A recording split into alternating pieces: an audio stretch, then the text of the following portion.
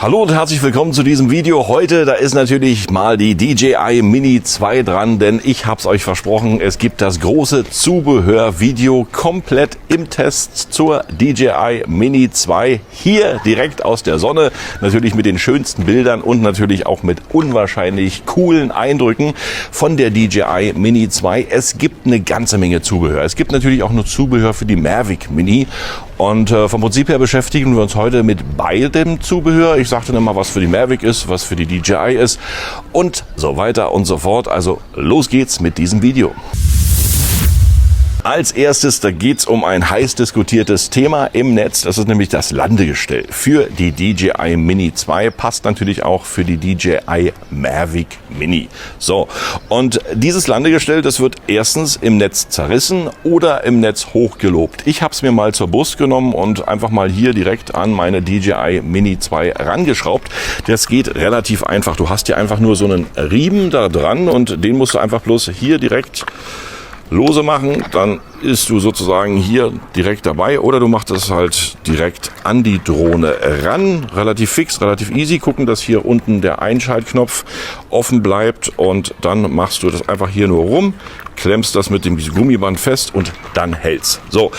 Die meisten, die sagen natürlich, ich würde nie über Wasser landen bzw. über Wasser starten. Der Meinung bin ich ebenfalls. Das ist wahrscheinlich relativ mit Risiken behaftet, sodass die Drohne vielleicht irgendwie links, rechts und dann doch ins Wasser fällt.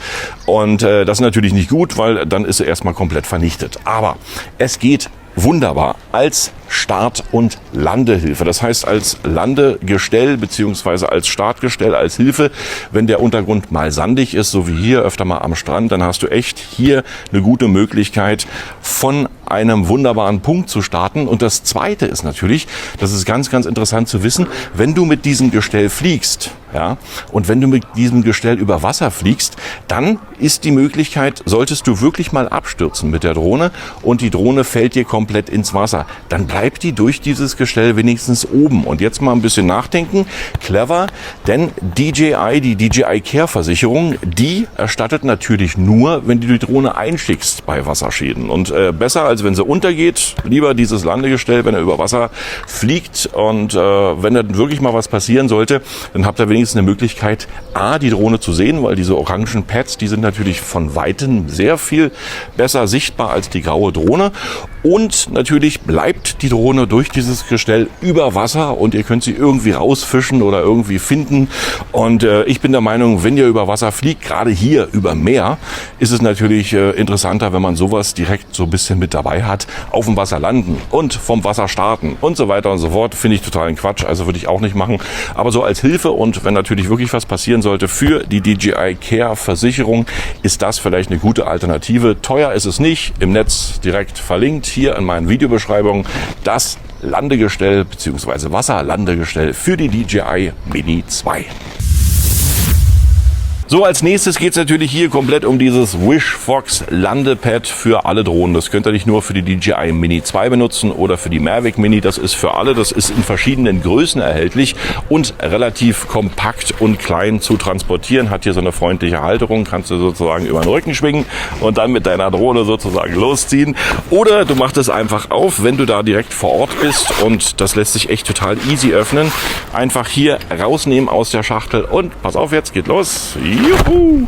So, hier ist sozusagen komplett einmal blau, einmal orange das Landepad von WishFox. Wunderbare Geschichte. Das ist die größte Ausführung, die ich sozusagen hier bestellt habe. Und wenn du unebenen Boden hast oder wenn du nassen Boden hast oder wenn du Schnee hast, ist das natürlich ideal. Du kannst es mit diesen mitgelieferten gelben Haken, kannst du es dann direkt hier nochmal justieren und festmachen, sodass dir das auch nicht bei Wind wegfliegen sollte. Und ich finde es eine gute Lösung. Ja? Also dann hast du das sozusagen hier drinne und kannst die Drohne optimal trocken von jedem Untergrund überhaupt starten. Ist auch wasserresistent, sieht man, ist ein wunderbarer Stoff hier sozusagen gespannt.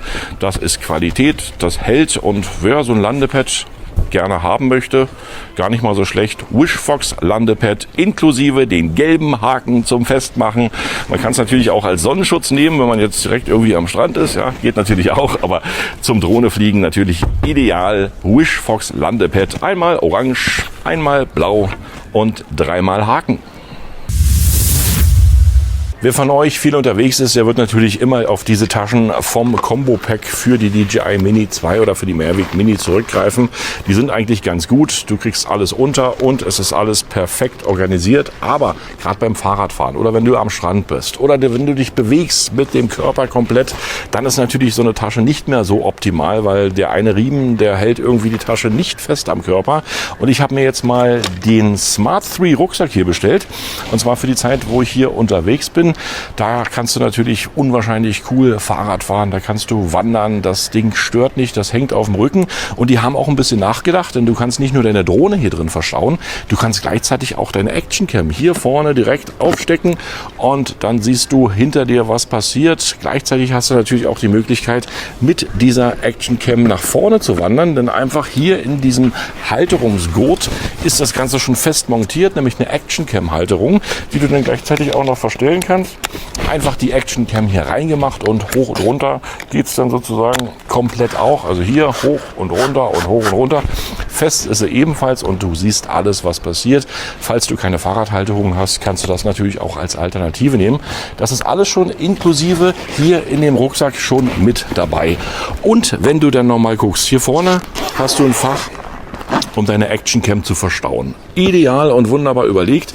Du hast hier so kleine Schaumstoffgeschichten, die du dann sozusagen rausnehmen kannst und für alles, was du an Zubehör dabei hast, optimale Fächer bauen kannst. Oder nimmst den Schaumstoff komplett einfach raus und hast hier eine Fläche, in der du wunderbare Dinge transportieren kannst, wie zum Beispiel Netzteil, Kabel etc., Objektive, Filter, alles kein Problem. Hier unten sind auch nochmal komplett Fächer drin für SD-Karten und für anderes Zubehör.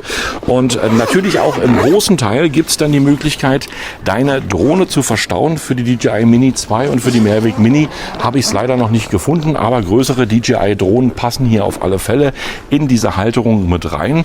Oder du nimmst halt die Halterung raus und hast hier optimalen Platz für deine anderen Dinge. Wenn du jetzt die Drohne mal nicht mitnimmst, du nimmst da einfach Stative mit, Kameras und. Hier ist alles sicher und optimal verstaut. Hier oben hast du auch nochmal Platz direkt für ein iPad oder für 2 iPads bis zum 12,9 Zoll iPad passt alles hier rein. Ich habe es schon probiert und ja, das ist eine optimale Lösung, um dein Drohnenzubehör und gleichzeitig natürlich auch dein Actioncam-Zubehör sicher und ordentlich zu transportieren. An der Seite gibt es die Möglichkeit, ein Stativ zu befestigen. Das hast du dann sozusagen auch nochmal mit auf dem Rücken. Schöne Geschichte und natürlich hier der kleine Sack, der ist ganz wichtig, falls es mal regnet oder schneit, hast du hier immer noch optimalen Schutz vor Wasser und Staub. Den machst du einfach über den Rucksack rüber und schon ist das ganze Ding geschützt. Schöne Geschichte, wie ich finde. Firma Smart 3 hat mal nachgedacht, kostet ca. 100 €, ist nicht gerade wenig Geld, aber ich sag mal, hier ist wirklich Qualität und Leistung gegeben. Ich habe es mir mal gegönnt und wer mehr Informationen haben möchte, schaut einfach mal runter in meiner Videobeschreibung, da ist alles verlinkt. Alternative B kommt natürlich von der Firma Neewer und der ist ein bisschen kleiner, der ist auch ein bisschen kompakter. Das ist eigentlich normalerweise ein Objektivrucksack, aber ich habe hier auch immer die DJI Mini 2 reinbekommen, weil du kannst über die seitlichen Fächer hier komplett deine Fächer justieren und hier passen komplett die Drohne, das Akkuteil und natürlich auch gleichzeitig noch die Fernsteuerung rein. Machst du einfach zu und hast natürlich eine kleine Möglichkeit, das hier sozusagen über den Rücken zu schwingen. Hier oben gibt es ebenfalls noch Möglichkeiten für dein Telefon und für andere Geschichten. Auch wieder so ein Schutzsack mit dabei, falls das ganze Ding mal nass wird. Auch gut durchgedacht, nicht 2 Gurte, sondern nur einen, aber das hält dann direkt über den Befestigungsgurt, den du dann hier sozusagen um die Bauch machst und an den Riemen mit ranschraubst. Gute Geschichte. Hier gibt es auch noch eine Möglichkeit, wenn du eine Halterung hast für deine GoPro, das Ganze hier ebenfalls nochmal mit anzubringen. Liegt ungefähr so bei 35 €, ist verlinkt in meinem Videobeschreibung. Wer hier Interesse hat, das ist eigentlich wie gesagt ein Objektivrucksack, aber halt eine günstige Alternative, auch die Drohne zu transportieren. Gar nicht mal so schlecht, wie ich finde. Top. Danke an die Firma Neewer. Als nächstes gibt's was für die Sonne, nämlich direkt Pol- und ND-Filter. Ihr seht schon bei dem Licht, da ist natürlich eine Sonnenbrille für die DJI Mini 2 unwahrscheinlich notwendig. Da kriegt ihr wirklich die besten Bilder raus, auch mal ein paar Gegenlichtaufnahmen. Das ist alles möglich hier mit den Filtern von der Firma Freewell. Das sind Polfilter und ND-Filter, komplett ordentlich sortiert. Du hast hier direkt so eine Metallschachtel. Das ist massiv, vernünftig. Hier einmal im Set direkt 8 Filter und gleichzeitig gibt es noch ein zweites Set von Freewell. Da hast du dann direkt nochmal 2 Filter mit dabei. Auch relativ einfach zu montieren. Diesen Filter, den klemmst du dann einfach direkt hinter die Kamera von der DJI Mini 2. Die sind vorne dann auch noch magnetisch. Das heißt, die halten dann sozusagen automatisch relativ einfach. Bitte aufpassen, dass man nicht direkt mit dem Finger hier raufdrückt auf den Filter. Da hat man einen schönen Fingerabdruck drauf. Soll eigentlich nicht sein. Also ihr müsst euch da so ein bisschen Mühe geben. Geht aber relativ einfach und der ist dann wirklich auch fest und massiv. Magnetisch hier vorne. Hinten hält er sich dann sozusagen komplett nochmal durch die Kralle, die hier eingebaut ist. Eine wunderbare Erfindung von der Firma Freewell. Meine Filter hier für die DJI Mini 2 massiv in der Box. Das finde ich immer gut. Das ist kein Schrott. Das kannst du dir eigentlich immer mitnehmen und hast die Dinger natürlich ordentlich und sauber sortiert. Gleichzeitig natürlich die zweite Box. Hier auch nochmal mit vernünftigen Filterhalterungen. Plastedeckel zu, kann kein Sand reinkommen, wird nicht schmutzig. Freewell hat einen guten Job geleistet. Hier sind die Filter dafür. Auch natürlich unwahrscheinlich wichtig, dass ihr was seht. Bei so einem schönen Wetter ist natürlich hier direkt so ein Sonnenschutz für euer Smartphone. Das passt universell für jede Größe, also für die großen Telefone. Ich habe ein iPhone 12 Pro Max und da hält das ebenfalls unwahrscheinlich gut. Das schiebst du dann hier sozusagen bloß über die beiden Laschen, über den Telefon links und rechts. Das ist dann direkt hier in der Halterung ja schon mit drin und dann hast du hier sozusagen einen wunderbaren Sonnenschutz. Das ist echt Gold wert. Denn du siehst hier unwahrscheinlich schöne Bilder. Mein Telefon filmt gerade, deswegen kann ich das sozusagen jetzt hier an dem Ding nicht zeigen. Ich habe es euch aber gefilmt, wie es aussehen kann. Also es ist eine schöne Geschichte und du siehst natürlich komplett noch durch. Gerade wenn es blendet bei so einem Sonnenlicht, da ist natürlich so ein kleines Sonnenschutz-Dings Pflicht. Ja? Also ich möchte es nicht missen. Ich finde es total schön und sind ein paar Euro, die man investieren muss. Man hat aber immer was davon. Und wenn ihr nebenbei Filmaufnahmen macht, auch noch eine coole Geschichte. Also ihr könnt es auch bei Filmaufnahmen ohne Drohne direkt über euer Telefon machen und ihr seht natürlich immer komplett den Monitor hinten, was passiert, wenn ihr jetzt in der kompletten Sonne mal filmt oder so. Das ist auf alle Fälle das Geld wert. Dieser kleine Schutz hier für euer Smartphone und natürlich auch in Kombination mit der DJI Mini 2 Fernbedienung. Könnt ihr auch für die DJI Mavic Mini nehmen. Ist nämlich unabhängig von der Telefongröße und natürlich auch unabhängig von der Größe. Sowas sollte man bei Filmen in der Sonne immer direkt in der Tasche haben. Ich finde es schön, deswegen wollte ich es euch empfehlen. Schöner Sonnenschutz. Als kleine Empfehlung zwischendurch, wer viel fliegen sollte und natürlich auch viel Speicherplatz benötigt und demzufolge auch viel Micro-SD-Karten bzw. SD-Karten an sich, für den gibt's immer noch so ein wunderbares Case. Da kann man hier sozusagen die SD-Karten alle reinmachen, die passen dann auch. Dann hat man oben die großen und darunter ist dann natürlich Platz. Jetzt ist hier gerade keine drin. Mal gucken, ob wir irgendwo eine finden, wo eine drin ist. Nee, hier ist auch keine. Haben wir uns gut vorbereitet auf das Video, aber mein Gott, das ist natürlich irgendwie live ist live und dementsprechend, ja, guck mal hier. Hier ist eine kleine SD-Karte drin und dann habt ihr natürlich für die große SD-Karte darüber eine Halterung, so kann die kleine nicht rausfallen und ihr seht immer, was euch sozusagen hier an euren SD-Karten erwartet. Könnt natürlich auch das beschriften, das ist euch überlassen. Ich finde es total cool und total easy, weil du hast natürlich deine SD-Karten immer sauber und ordentlich verstaut. Die stehen nicht irgendwo im Pappkarton drin oder irgendwo anders. Das ist eine unwahrscheinlich schöne Geschichte, kostet auch nicht viel Geld, ich glaube 8 oder 10 Euro. Ich weiß es nicht mehr. Auf alle Fälle wollte ich es euch mal präsentieren. Wer viel fliegen sollte, seine SD-Karten sauber und ordentlich sortiert haben möchte, der kann sich hier so ein freundliches SD-Karten-Case holen. Ich finde es gut, ich finde es toll. Deswegen ist es in diesem Video und es läuft. Und wer die DJI Mini 2 bzw. seine DJI Mavic Mini mal als Raumschiff verkleiden möchte, der kann sich so eine wunderbare Taschenlampe bestellen. Ist eine unwahrscheinlich lustige Geschichte. Hier ist ein Plastikgestell, was du sozusagen direkt an der Drohne justierst und dann festschraubst. Gleichzeitig dann natürlich 2 kleine Taschenlampen hier vorne dran. Die LED-Batterien sind mitgeliefert für diese Leuchten und ja, es sieht auf alle Fälle gut aus im Dunkeln. Da kannst du so ein bisschen ein Raumschiff simulieren bzw. hier mal Star Trek 26 nachdrehen, auch kein Problem. Eine lustige Alternative für ein paar Euro, wer mal so ein bisschen im Dunkeln fliegen möchte und seine DJI Mini 2 so ein bisschen tunen möchte, kein Problem. Die Taschenlampen, die kannst du dann auch noch ein bisschen verstellen in verschiedene Richtungen. Das ist hier dann sozusagen mit dem Rädchen fest zu justieren oder halt ein bisschen lockerer machen, je nachdem wie man es braucht. Ich finde es eine lustige Geschichte, deswegen wollte ich euch das mal empfehlen. 2 kleine Taschenlampen hier für die DJI Mini 2 oder für die DJI Mavic Mini. Zum Thema Landefüße habe ich euch ja auch schon direkt in meinem ersten Video ein paar freundliche Links gesetzt in meinen Videobeschreibungen, wo man günstig Landefüße für die DJI Mini 2 bekommen kann. Und es gibt natürlich auch Möglichkeiten, Landefüße hier direkt an die Drohne anzubringen, sodass die Drohne etwas höher startet. Wenn ihr unebenen Untergrund habt oder Gras oder andere Geschichten, kann man diese Landefüße natürlich ideal anbringen. Und der Hersteller hat mich angerufen von diesen wunderbaren Landefüßen, die ich empfohlen hatte. Das waren die günstigsten. Die kosten 5 Euro.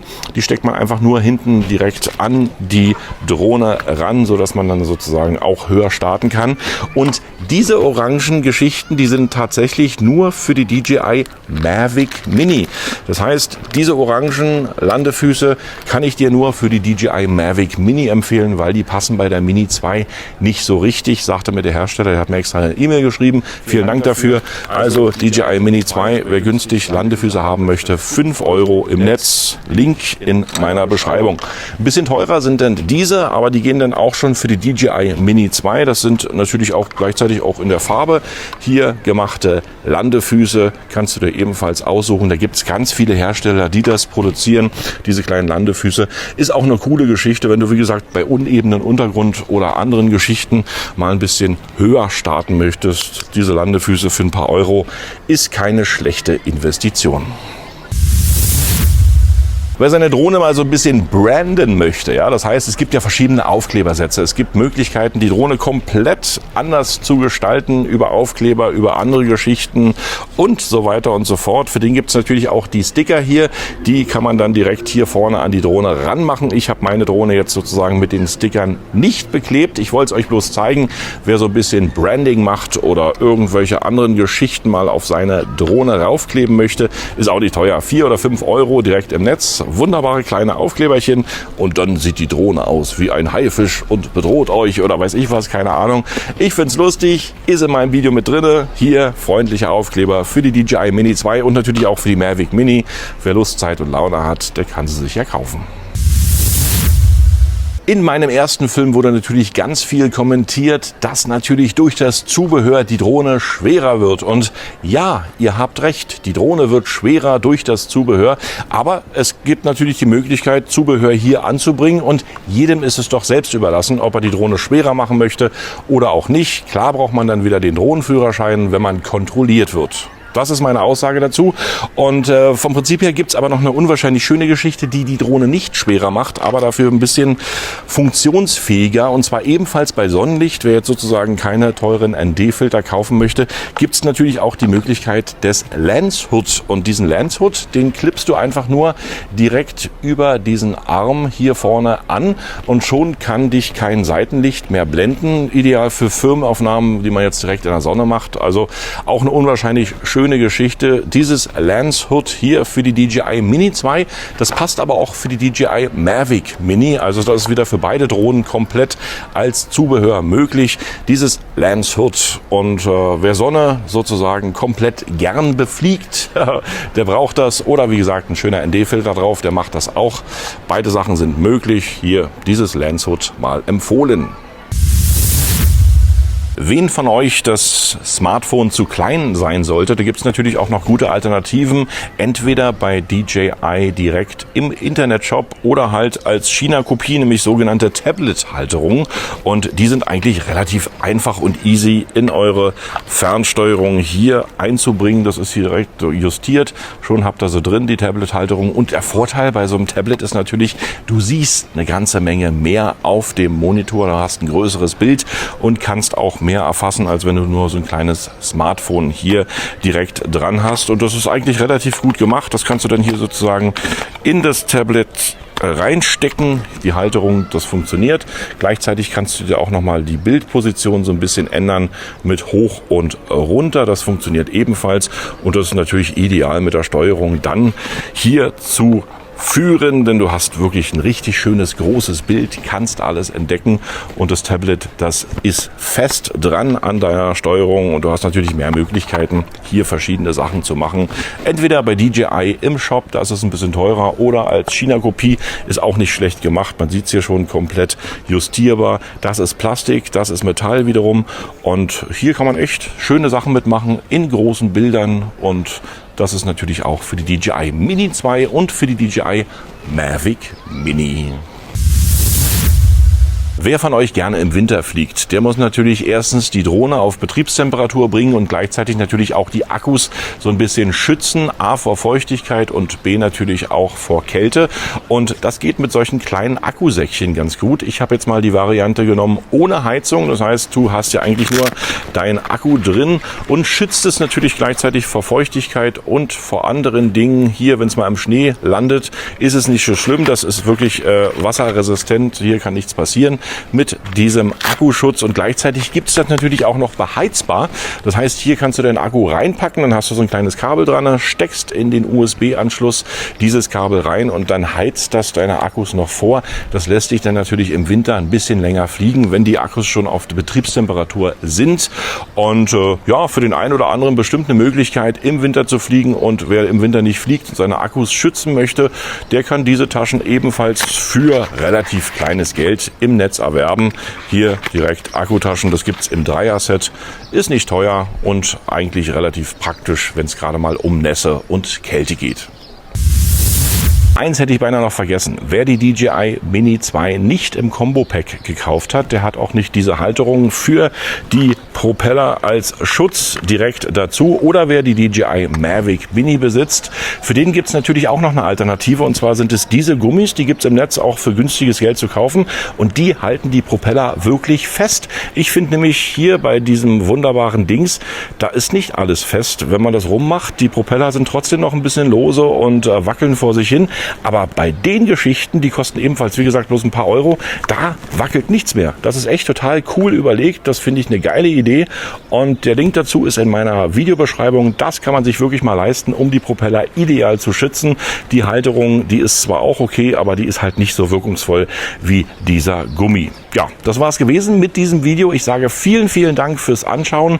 Wenn ihr Zubehör habt, dann schreibt mir das doch einfach in die Kommentare, was ihr so für Erfahrungen damit habt oder was ihr einfach damit macht. Ansonsten natürlich ganz wichtig, die DJI Mini 2 wird schwerer durch Zubehör. Das heißt, ihr überschreitet teilweise das gesamtzulässige Gewicht von 249 Gramm. Ganz wichtig zu sagen, ihr fliegt dann auf eigene Verantwortung.